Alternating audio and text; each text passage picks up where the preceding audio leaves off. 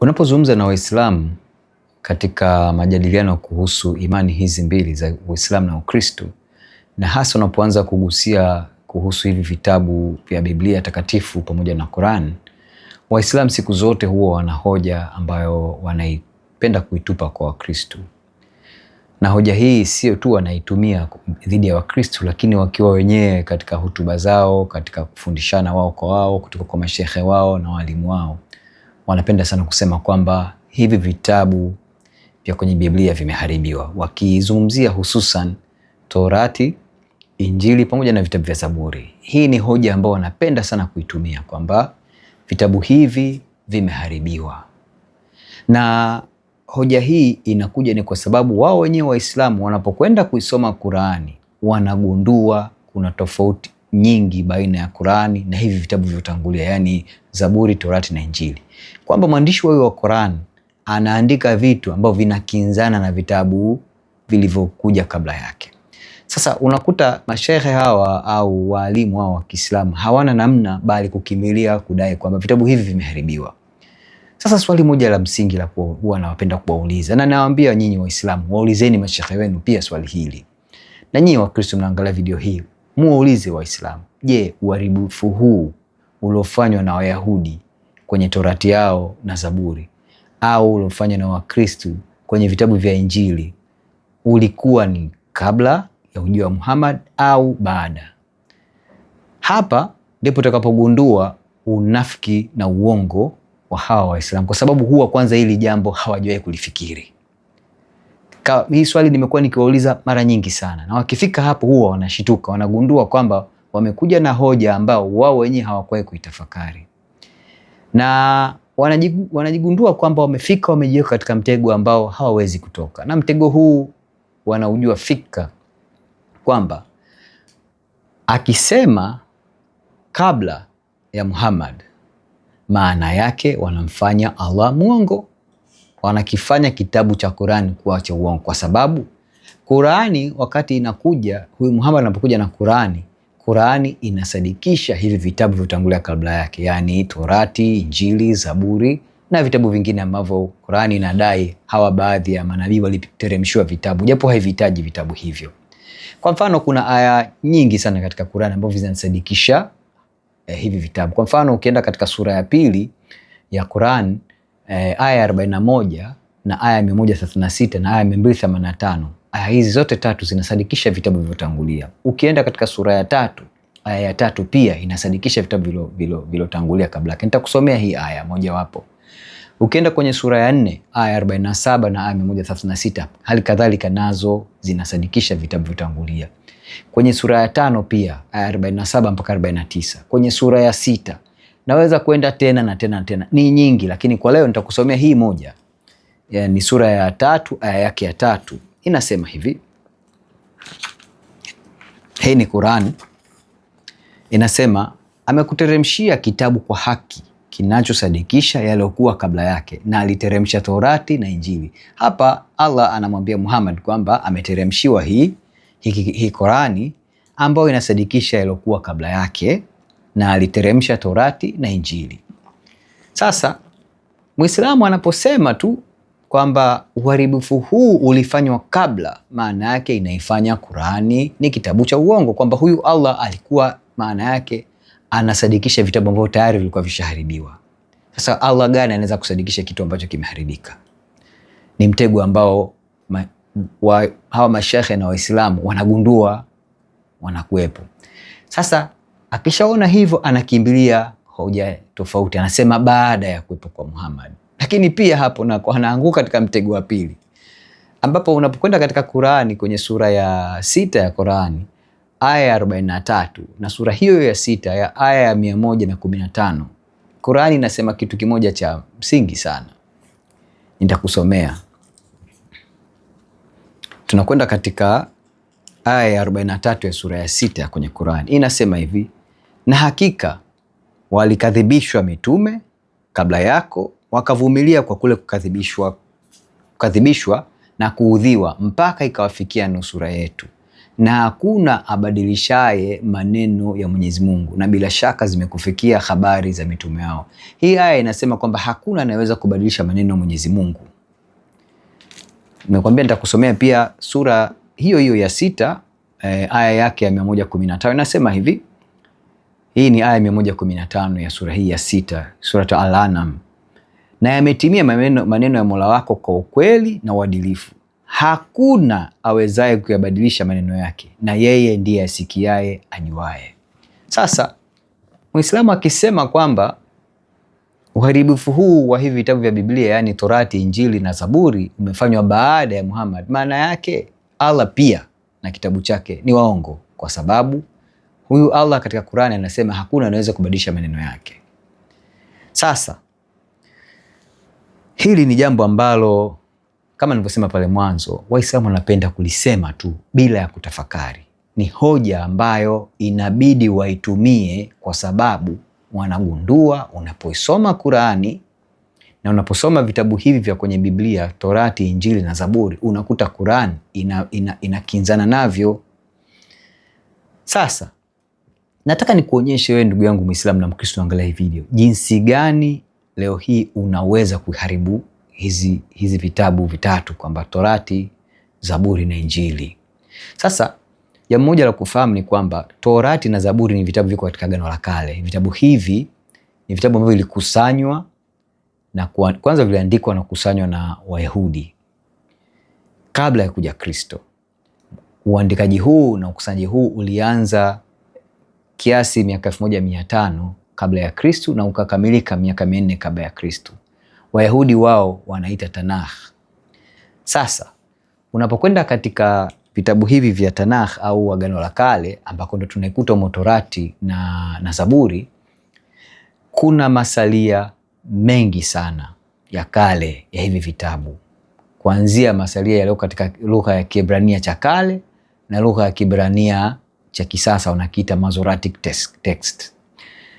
Kwa ujumla wake tu inaaminika katika masalia kitabu cha Agano la Kale hivi ambako tunaikuta hii Torati na Zaburi, kuna masalia kamilifu ya mengine yenye umri zaidi ya miaka 300 kabla ya Kristo, kamilifu yasiopungua 6000, kwamba haya masalia tunasema manuscripts katika lugha ya kigeni, manuscripts au codices, hizi zipo kamilifu 6000. Mojawapo ni hizi mbili zinafahamika kama Leningrad Codex na Aleppo Codex. Mbali ya hapo, vipande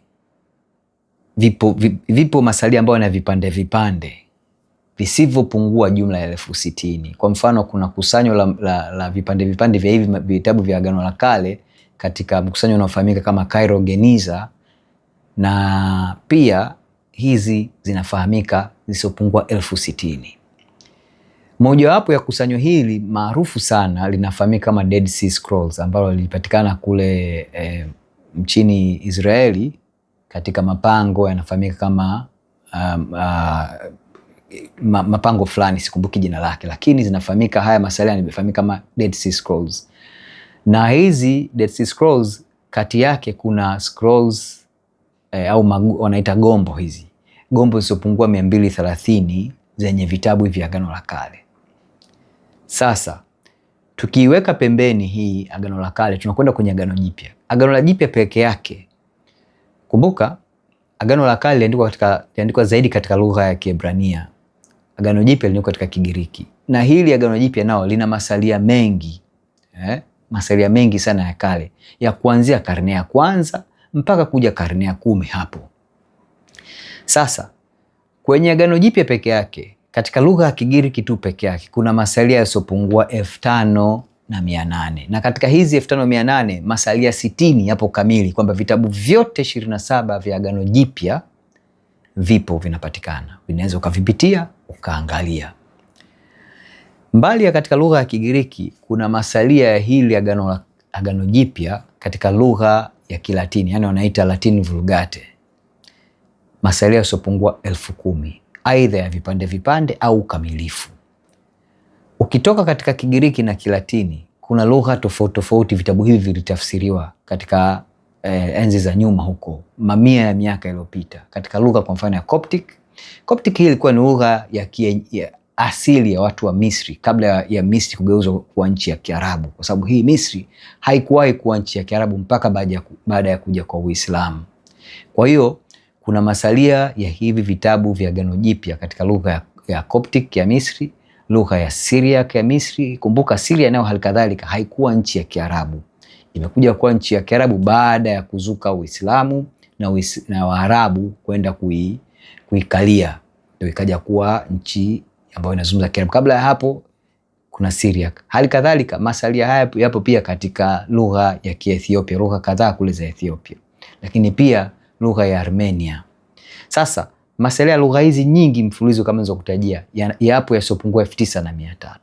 Kwa ujumla wake Agano Jipya lina masalia kamilifu na vipande visivyopungua 1025. Mfano mzuri katika masalia ambayo ya kamilifu yanafahamika kama Codex Sinaiticus na Codex Vaticanus. Hii ni masalia ya vitabu vya Agano Jipya kamilifu ambavyo vinaaminika viliandikwa kwenye karne ya 4 huko. Vyote hivi viwili kwenye karne ya 4. Miaka zaidi ya 200 kabla ya Muhammad kujitokeza au Qurani kujitokeza.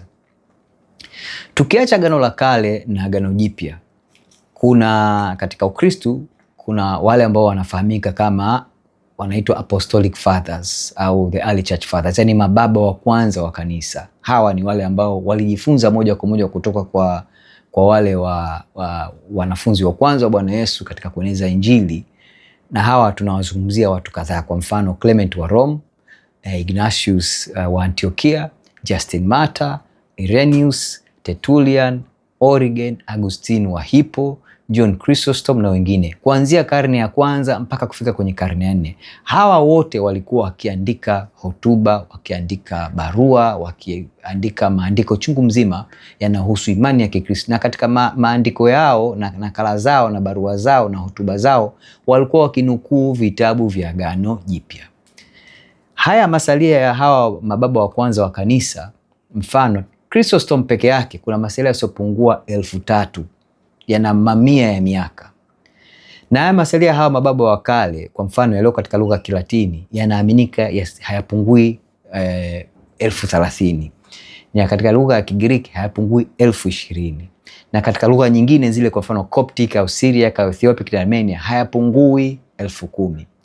Inaaminika nukuu hizi za hawa mababa wa kale, nukuu za kwenye Agano Jipya, ni zaidi ya nukuu 1,000,000. Na inaaminika hata mtu akienda akakusanya masalia haya ya zamani ya Agano la Jipya, hata ukachukua Biblia zote zoko duniani ukaziteketeza, ukabaki tu na haya masalia ya hawa mababa wa kwanza wa kanisa, unaweza kuiandika Biblia ya Agano Jipya kwa ukamilifu kwa kutumia tu nukuu za hawa mababa wa kale. Sasa ili Wakristo na Wayahudi waweze kuviharibu hivi vitabu, maana yake wafanye yafuatavyo. Waende katika masalia kama nilivyokutajia pale mwanzoni, yasiyopungua 60,000 ya Agano la Kale ya vipande, masalia yasiyopungua 6,000 ya Agano la Kale yaliokuwa kamilifu. Waende wakabadili yale kwanza, au wayakusanya wayateketeze yote yasiwepo, au wayabadilishe kilichoandikwa kule ndani. Waende tena katika nakala zisizopungua 25,000 ya nakala za kale ya Agano Jipya ambazo zipo kuanzia karne ya kwanza mpaka tunazungumzia karne ya 10 mpaka 11, kabla ya kuvumbuliwa mitambo ya kuchapisha, kwa sababu vitabu hivi vyote vilikuwa vikinakiliwa kwa mkono. Wakati huo mambo ya kutumia mashine za kuchapa hayakuwepo, kwa vyote vilikuwa vikinakiliwa kwa mkono, herufi kwa herufi, kurasa kwa kurasa. Kwa hiyo huyu anataka kubadilisha leo hii au huko nyuma, maana yake itakiwa arudi nyuma, atafute hizi nakala zote, na nakala hizi nyingine hazipo hata kwenye mikono ya kanisa au mikono ya hawa Wayahudi. Nyingine ziko katika museum mbalimbali, majumba yale ya makumbusho mbalimbali. Nyingine ziko kwenye vyuo vikuu vimehifadhiwa, nyingine ziko mikononi mwa Wayahudi wenyewe zimehifadhiwa, nyingine ziko mikononi mwa kanisa. Kwa hiyo wapite kila sehemu wazitafute hizi nakala za Agano la Kale, kama nilivyokuambia 6,000 zilio kamilifu, zibadilishwe, aende katika vipande vile vya Agano la Kale visipungua 60,000 avibadilishe, aende katika Agano Jipya achukue hizi nakala 25,000 katika lugha ya Kigiriki, Kilatini na lugha nyingine kama Coptic Syriac, na venye pia abadilishe, atoke hapo aende katika hizi barua na maandiko ya hawa mababa wa kwanza zisizopungua 60,000 nao abadilishe, ndipo sasa aje atengeneze Biblia ambao inafanana na yale aliyobadilisha. Hii ni kuonyesha namna gani hii hoja ya Waislamu kudai kwamba Biblia imebadilishwa ni hoja moja, mtanisamea, ni hoja moja ya kipumbavu kabisa, ambayo hakuna mtu ambaye ana akili au ana ufahamu sawasawa au ni mkweli katika nadhiri yake anaweza kaitumia hii hoja. Hii hoja haitaki kutumiwa na Muislamu hata siku moja. Aidha ataitumia kwa sababu anafikiri wewe unayemsikiliza ni mjinga, au anafikiri wewe unayesikiliza huna taarifa hizi. Sasa ndo nakupa hii taarifa. Sasa hoja kubwa zaidi hapa ni nini? Labda kwa wewe Muislamu ambao umesikia hizi hoja kutoka kwa walimu wako hawa, mashehe wako, na kwa nini? Labda kwa nini anatumia hii hoja? Kama nilivyokuonyesha kwamba hoja hii inamfanya ni kama inamfanya kusema kwamba Allah ni mwongo. Kwa sababu nilivyokuambia, Allah katika Qur'an anasadikisha vitabu vilivyopita, lakini pia Allah huyo huyo katika Qur'an anasema hakuna anayeweza kubadili maneno yake. Kwa nini anakuambia hili jambo? Mimi nitakwambia basi pasipo hofu. Hii ni nia ya Ibilisi ya kukuzuia wewe usijue ukweli wa wokovu. Kwa sababu hii ni kukufanya usirudi katika vitabu hivi vya Biblia na ukausoma ukweli wa wokovu ambao Mungu aliupanga tokea mwanzo katika vitabu vya kale hivi vya Wayahudi, tunasema Tanakh au Torah na vinginevyo.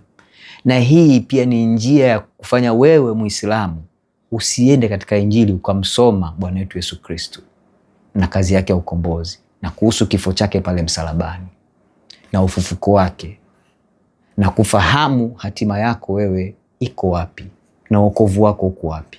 Kwa sababu ndugu yangu Muislamu, nakueleza kwa upendo, wokovu uko kwa Bwana wetu Yesu Kristo. Maandiko haya ambayo hawa Waislamu wanakuambia yameharibiwa ndivyo yanavyosema. Kwa hiyo nia yao ni kukuzuia wewe usipate kujua huu ukweli, na huu ukweli uko wazi kama nilivyokwisha kuambia. Bwana Yesu ni Mwokozi. Download vitabu hivi, soma, uone kazi ya ukombozi ilivyo, uone ni nini unaweza ukafanya wewe kama Muislamu ukapata nafasi ya ukombozi. Nafsi yako ina thamani kubwa kwa Mungu. Ndio maana Baba wa mbinguni akamtoa mwanawe wa pekee Yesu Kristo ili awe malipizi ya dhambi zetu, ili awe upatanisho kwetu sisi. Na ndio maana Bwana Yesu anasema wazi, mimi ni njia na kweli na uzima, mtu haji kwa Baba yangu ila kwa njia ya mimi. Na Bwana Yesu ndio pekee yake mkamilifu, hakuwa mdhambi. Ndio maana aliweza kubeba dhambi zetu, akafa msalabani, ikawa malimbuko ya dhambi zetu, akafufuka siku ya tatu, ushindi mkubwa dhidi ya kifo na shetani, nasi tukapata nafasi ya kuokoka. Na ili uipate nafasi ni moja tu, lazima umwamini, na kumwamini huja kwa kusoma maandiko haya nilokutajia. Ukiweza kusoma utaweza kumwamini. Na sharti la pili, kumwamini huko kuja na kukiri kwamba huyu ni Bwana na Mwokozi wa maisha yako, ili upate zawadi hii ya wokovu bure. Tafakari.